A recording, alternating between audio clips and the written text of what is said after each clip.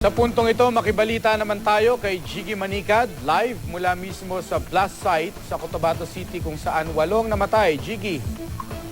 Mark, sa mga sandaling ito ay isa-isa na nga na itong mga sasakyan na naapektuhan ng pagsabog dito sa Sinsuat Avenue, Cotabato City, kung saan nga isang car bomb ang ginamit at itong mga suspect dito ay sa mga otoridad ay 3 na nagkarga at nagkarga nitong bomba at nagmaneho nitong nasabing multicab. Kanina nakapanayam natin si Attorney Cynthia Sayadi at nabanggit niya na meron na silang mga lead kung sino maaaring nasa likod nito, ang mastermind nito at itong mga link na nagtuturo sa 3 suspect. Tumanggi muna siya na ibunyag kung paano nila nahukay o natunton itong binabanggit nilang lead, bagamat nabanggit niya na mula sa pagpaplano hanggang sa execution ay meron silang impormasyon. Kaya para sa kanila matibay ang kanilang paniniwala at ebidensya sa ngayon na sila ang target mismo ng pambobobang ito. Gaya ng report ni Neil ay naniniwala din na magkapatid na Attorney Cynthia Sayadi at kapatid niya Mayor na si Mayor Japal Giani na itong mga gumawa ng pambobomba ay tinatawag na mga bomb for hire. Nagpapaupa gamit ang kanilang kaalaman sa pagbubuo at pagtatanim ng bomba na nakuha nila mula sa mga miyembro na nagsanay sa kanila ng mga tauhan ng Jama'iyya Islamiyya. At itong kung may larawan ko lang, Mark, no, sobrang tindi ng inabot nitong lugar nito. Mabuti na lamang sa isang banda at naka-bomb-proof na sasakyan din itong si Attorney Sayadi na inihiram niya sa kanyang kapatid na si Mayor. Naghihiraman daw sila at nung matsempuan nga bago siya dumating o matapat sa bomba ay bigla na lamang itong sumabog. Nag-crack lamang itong salamin, yung windshield ng kanyang SUV at yung kanyang 4 na gulong ay na-flat.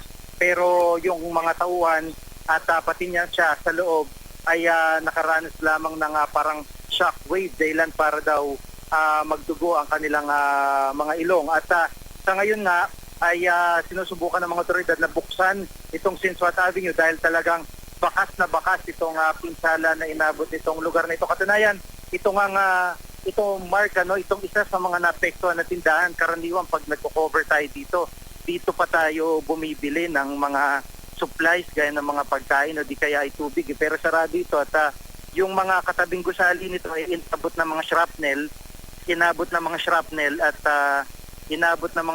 at basag-basag yung mga kalamin dito. Sa ngayon may 8 biktima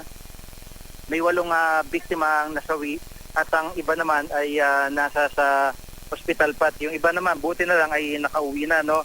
Pinakabata daw sa mga biktima itong sakay ng puting pickup na nadamay lamang habang nag-overtake sa isang truck ng Regional Health Office at ito'y 6 na taong gulang na bata. Yung kanyang mga kaanak, yung kanyang mga magulang at kapatid na 4 na taong gulang ay kasalukuyan nasa ospital pa rin hanggang sa mga sandaling ito.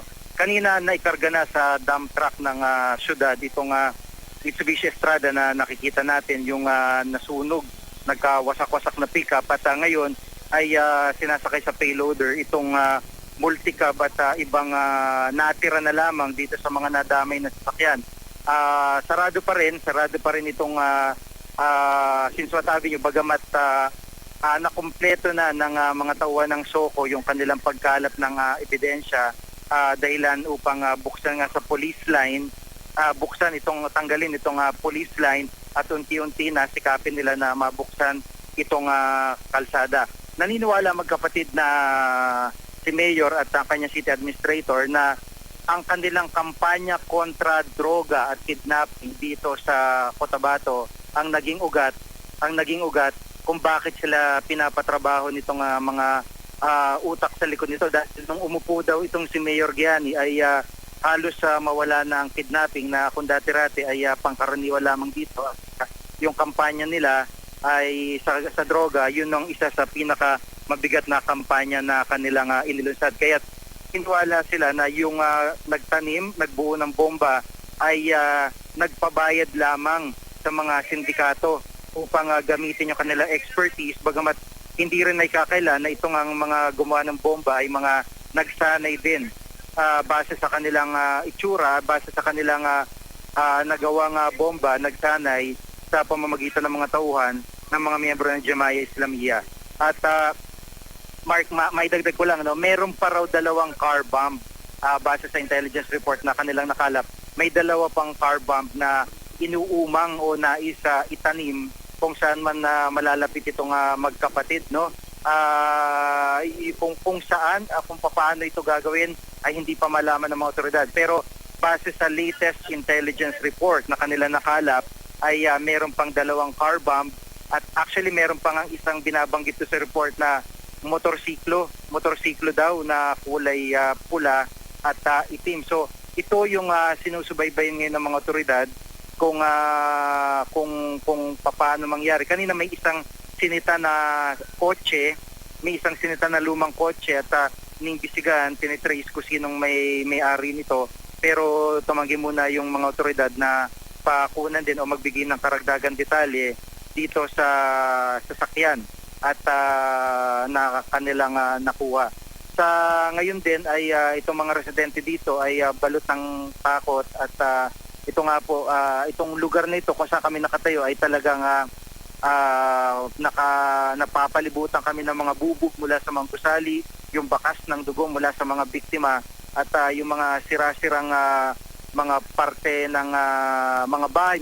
Meron ditong kisame sa tapat ng multicab na sumabog, no, sa kabilang kalsada nito, wasak.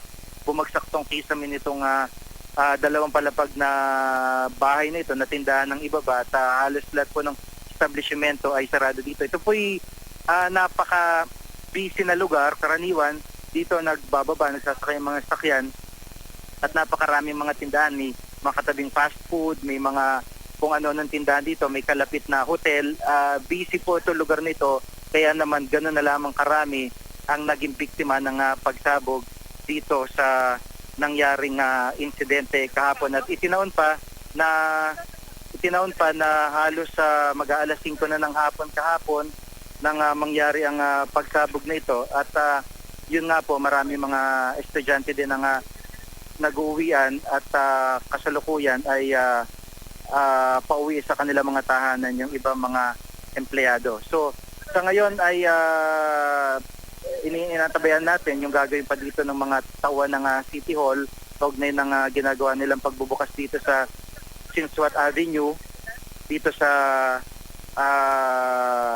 pag-clear nitong kalsadang ito. Mark? Maraming salamat, Jiggy Manikad.